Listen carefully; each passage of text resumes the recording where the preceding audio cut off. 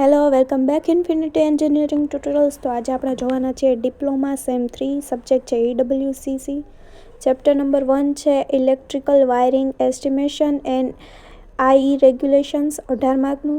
એમાં first question છે વાયરના પ્રકાર, 4 થી 7 માર્કમાં પૂછાશે. બીજો ક્વેશ્ચન છે વાયરિંગની પસંદગી માટે ધ્યાનમાં લેવામાં આવતા પરિબળો, 3 થી 4 માર્કનું પૂછાશે. ત્રીજો ક્વેશ્ચન છે ડોમેસ્ટિક વાયરિંગના પ્રકાર, 4 થી 7 માર્કમાં પૂછાશે. ચોથો ક્વેશ્ચન છે જુદા જુદા પ્રકારના વાયરિંગ અને ઓજારો, 4 માર્કમાં પૂછાશે. પાંચમો છે વાયરિંગ જોડાણના પ્રકાર, એમાં 2 છે ટ્રી સિસ્ટમ ને લૂપિંગ સિસ્ટમ, બેમાંથી કોઈ પણ એક પૂછાશે, 4 થી 7 માર્કમાં. લાસ્ટ GTUમાં પણ હતો. નવમો ક્વેશ્ચન છે બધા વાયરિંગ કરવાના છે અલગ અલગ, એમાં છે દાદર wiring, corridor wiring, godown wiring અને માસ્ટર ઓન ઓફ કંટ્રોલ. આ ચારેયમાંથી કોઈ પણ એક પૂછાશે, 4 થી 7 માર્કમાં, અથવા 3 પણ પૂછાઈ શકે.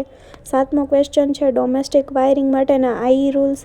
આઠમો ક્વેશ્ચન છે સારા અંદાજકારની લાક્ષણિકતા. નવમો ક્વેશ્ચન છે અંદાજિત અંદાજ અને વૈજ્ઞાનિક અંદાજની સરખામણી, 4 થી 7 માર્કમાં પૂછાશે. લાસ્ટ GTUમાં પણ પૂછાણો હતો. 10મો ક્વેશ્ચન છે વૈજ્ઞાનિક અંદાજને અસર કરતા પરિબળો અને 11મો ક્વેશ્ચન છે SOR, 3 થી 4 માર્કમાં પૂછાશે.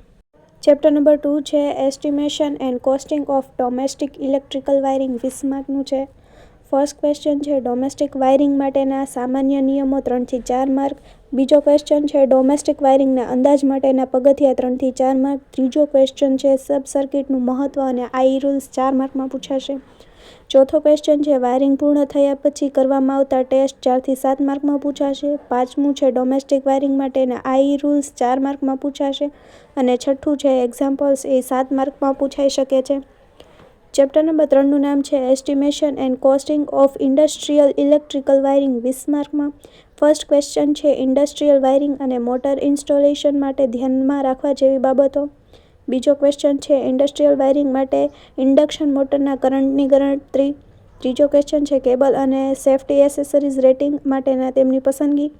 ચોથો ક્વેશ્ચન છે ઇન્ડક્શન મોટર માટે સ્ટાર્ટર અને સ્ટાર્ટિંગ કરંટની પસંદગી, એ પૂછાશે, એમાંથી એક્ઝામ્પલ્સ. પાંચમો ક્વેશ્ચન છે મોટર સ્ટાર્ટરના કંટ્રોલ પેનલ વાયરિંગ. છઠ્ઠો ક્વેશ્ચન છે ઇન્ડસ્ટ્રીયલ વાયરિંગ માટે IE rules and safety regulation. Question number 4, 5, 6માંથી એક્ઝામ્પલ પૂછાશે. ચેપ્ટર નંબર 4 છે estimation and costing of overhead and underground distribution system, 24 માર્કનું. ફર્સ્ટ ક્વેશ્ચન છે 3 ફેઝ 4 વાયર ઓવરહેડ ડિસ્ટ્રીબ્યુશન સિસ્ટમના મુખ્ય ભાગો. બીજો ક્વેશ્ચન છે ACSR કંડક્ટર.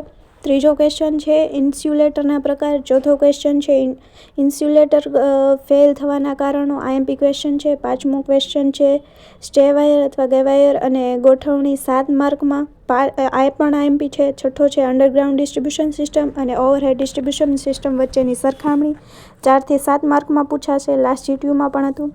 સાતમો ક્વેશ્ચન છે કેબલની સામાન્ય રચના અને એનું વર્ગીકરણ, 3, 4 અથવા 7 માર્કમાં પૂછાઈ શકે છે. આઠમો ક્વેશ્ચન છે કેબલ પાથરવાની રીતો. નવમો ક્વેશ્ચન છે એક્ઝામ્પલ્સ અને 10મો Indian electricity rules. Chapter number 5 છે estimation and costing of service connection, 18 માર્કમાં.